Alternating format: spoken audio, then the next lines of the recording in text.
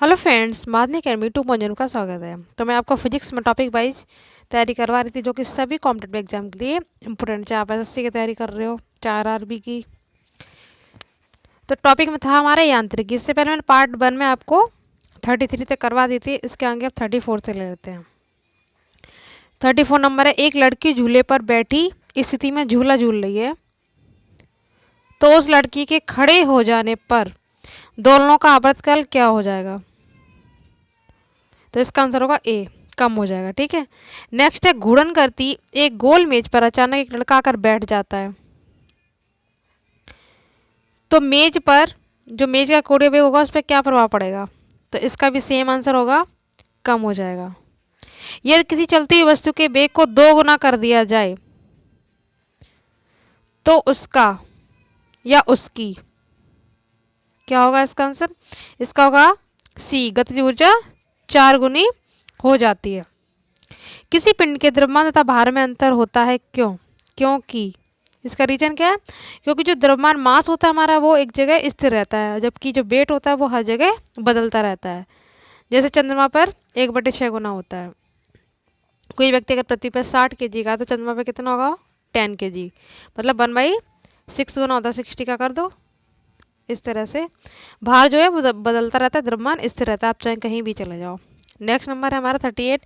किसी भी स्थिर या गतिशील वस्तु की स्थिति और दिशा में तब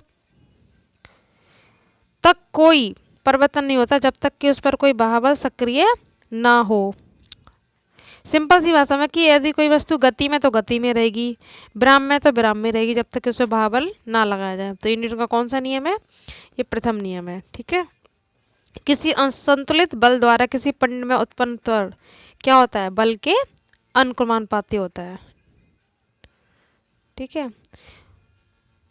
ये सभी एग्जाम के लिए इंपॉर्टेंट है, फिजिक्स के क्वेश्चन पूछ लिए जाते हैं। नेक्स्ट देखो 40 नंबर। न्यूटन की गति के तीसरे नियम के अनुसार क्रिया प्रतिक्रिया से संबंध बल, क्रिया प्रतिक्रिया से संबंध बल क्या होगा? हमेशा भिन्न भिन्न वस्तुओं पर ही लगे होने चाहिए, मतलब अलग अलग वस्तुओं पर लगे होने चाहिए। प्रत्येक क्रिया के बराबर विपरीत दिशा में एक प्रतिक्रिया होती है, तो कौन सा नियम है न्यूटन का? ये तृतीय नियम है, सेम यही वाला। किस किस तरह से क्वेश्चन को घुमा घुमा के पूछते हैं, ठीक है। ये भी देखो, जल में तैरना कौन सा नियम है न्यूटन का? ये भी तृतीय नियम है। कोई पिंड जब तक ब्राह्म अवस्था में ही बना रहेगा जब तक उस पर बाह्य बल कार्य नहीं करता। किसका था ये कथन? न्यूटन का, जस्ट अभी बताया। बल की परिभाषा आती है न्यूटन के पहले नियम से, जैसे जड़त्व का नियम भी कहते हैं। ठीक है। ये देखो यहाँ पे ये पूछे हुए हैं। लास्ट हमारा 45 नंबर। इसमें किसी पिंड के उस गुणधर्म को क्या कहते हैं इसमें वह सीधी रेखा में विराम या एक समान गति की स्थिति में किसी भी परिवर्तन का विरोध करता है? तो ये क्या है आपका? जड़त्व। ये वही है जिसे प्रथम नियम कहते हैं न्यूटन का। इतने हो गए। इसके बाद आगे के देख लेते हैं। न्यूटन के पहले नियम को भी क्या कहते हैं? तो बी आएगा, जड़त्व का नियम। ठीक है। गाड़ी खींचता हुआ घोड़ा किस बल के कारण आगे बढ़ता है? तो option A B C D में से कौन सा होगा? ये होगा हमारा डी, पृथ्वी द्वारा घोड़े के पैरों पर आरोपित बल से। ठीक है। 48। चलती हुई बस जब अचानक ब्रेक लगती है तो उसमें बैठे हुए यात्री आगे की दिशा में गिरते हैं, तो ये कौन सा नियम होगा? ये भी न्यूटन का में से कौन सा होगा? तो ये होगा हमारा बी, न्यूटन का पहला नियम। रॉकेट के सिद्धांत पे क्या करता है? ये करता है न्यूटन के तृतीय नियम पे। अश्वारोही का चलना प्रारंभ कर दे तो अश्वारोही के गिरने की आशंका का कारण क्या होता है? तो ये होता है हमारा विश्राम जड़त्व। ठीक है। ये सब हटा, इसका सी आंसर हो जाएगा।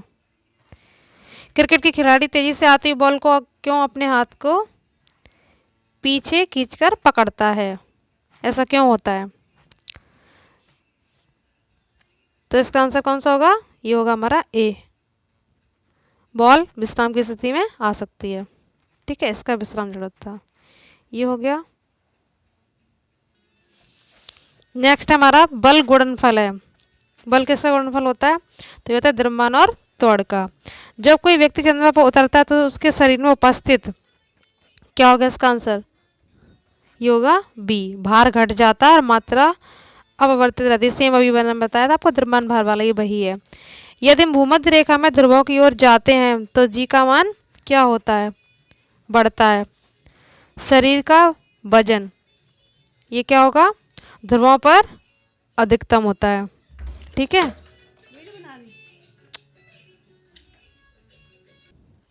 56 हमारा शरीर, ये तो हो गया ध्रुवों पर अधिकतम होता है।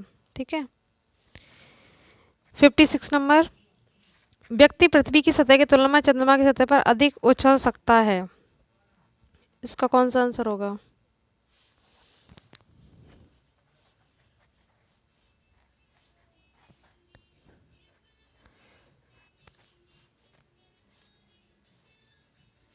इसका होगा सी, चंद्रमा में गुरुत्वाकर्षण कार्य पृथ्वी की तुलना में।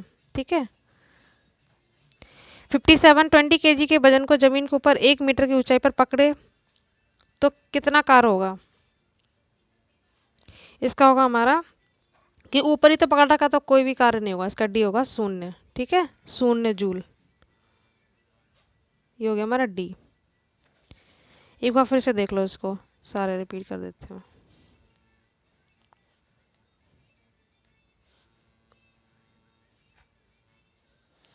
बल गुणनफल होता है द्रव्यमान और त्वरण का। जब कोई व्यक्ति चंद्रमा पर उतरता है तो उसके शरीर में उपस्थिति, क्या होगा इसका?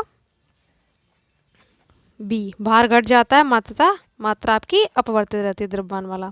यदि भूमध्य रेखा में ध्रुव की ओर जाता है तो जी का मान क्या होगा? ये बढ़ेगा। शरीर का वजन ध्रुवों पर अधिकतम होता है। व्यक्ति पृथ्वी की सतह की तुलना में चंद्रमा के सर पर अधिक उछल सकता है, या अधिक ऊंचा क्यों उछल सकता है? कैसे भी करके हो, तो आपका यही आंसर हो जाएगा सी, चंद्रमा में गुरुत्वाकर्षण के कारण त्वरण पृथ्वी की तुलना में कम होता है। ठीक है, और 57 में तो है ही आपका 20 kg के वजन को ऊपर 1 मीटर में कर रखा है, तो इसका शून्य हो जाएगा आंसर डी, इधर दे रखा है डी। 58 नंबर, एक व्यक्ति एक दीवार को धक्का देता है तो उसे विस्थापित करने में असफल रहता है, तो कोई कार्य करेगा कि नहीं? ये आप नॉर्मल भी सोच के कर सकते हैं। दीवार पे धक्का देंगे तो कोई काम होगा क्या? नहीं होगा ना, तो इसका आंसर आपका ए होगा, कोई भी कार्य नहीं होगा। 59 नंबर देखो, पहाड़ी पर चढ़ता एक व्यक्ति आगे की ओर झुक जाता है, क्यों झुक जाता है? थोड़ा सोचो, क्यों झुकेगा? स्थायित्व बढ़ाने के लिए झुक जाता है। ठीक है, 60, पीसा को ऐतिहासिक मीनार तिरछी होते हुए भी नहीं गिरती है, क्यों? आप सब गूगल पे सर्च करके देखना, ये तिरछी ही दिखती है, ये गिरती क्यों नहीं है? इसका रीजन क्या है? तो इसका ए आंसर होगा, इसके गुरुत्व केंद्र से जाने वाली ऊर्ध्वाधर रेखा आधार से होकर जाती है। 61 नंबर, जाड़े की रातों में अत्यधिक ठंड पड़ने पर पानी के पाइप फट जाते, क्यों? इसका आंसर होगा कि जमने के बाद पानी का आयतन बढ़ जाता है, इसलिए सी। नेक्स्ट है, पानी से भरी डाट लगी बोतल जमने पर टूट जाएगी, क्यों? इसका भी सेम आंसर है, जमने पर जल का आयतन बढ़ जाता है, किसी तरह से भी पूछ सकता है। नेक्स्ट है, जल के आयतन में क्या परिवर्तन होगा यदि तापमान 9 डिग्री सेल्सियस से गिराकर 3 डिग्री सेल्सियस कर दिया जाए? तो ये आयतन पहले घटेगा, बाद में बढ़ेगा। ये हो गया आपके 63 नंबर तक। 64 नंबर देखो, एक झील में तैरने वाली इस्पात की नाव के लिए नाव द्वारा विस्थापित पानी का भार कितना है? ये एनडी में पूछा गया है, तो इसका आंसर होगा सी, नाव के उस भाग के बराबर जो झील के पानी की सतह के नीचे है। इसका सी आंसर हो जाएगा। ये सब रिमूव कर देते हैं। किसी कालीन की सफाई के लिए यदि उसे छड़ी से पीटा जाए तो उसमें कौन सा नियम लागू होगा न्यूटन का? ये होगा आपका पहला, जिसे जड़त्व का नियम भी कहते हैं। ये हो गया 65 नंबर। अब आपका 66 देखो, सड़क पर चलने की अपेक्षा बर्फ पर चलना कठिन होता है, क्यों? इसका आंसर डी होगा, क्योंकि बर्फ में सड़क की अपेक्षा घर्षण कम होता है। ठीक है, नेक्स्ट हमारा रोड़ी युक्त सड़क की तुलना पर बर्फ पर चलना कठिन होता है, क्यों? इसका भी सेम अभी जस्ट करवाया, सेम वही आंसर आएगा। पैर तथा बर्फ के मध्य घर्षण बल रोड़ी व पैर के मध्य घर्षण की तुलना में क्या होता है? कम होता है। इसका भी आंसर यही होगा। इसका 66 का क्या होगा? डी। और 65 का ए था, इसका सी था।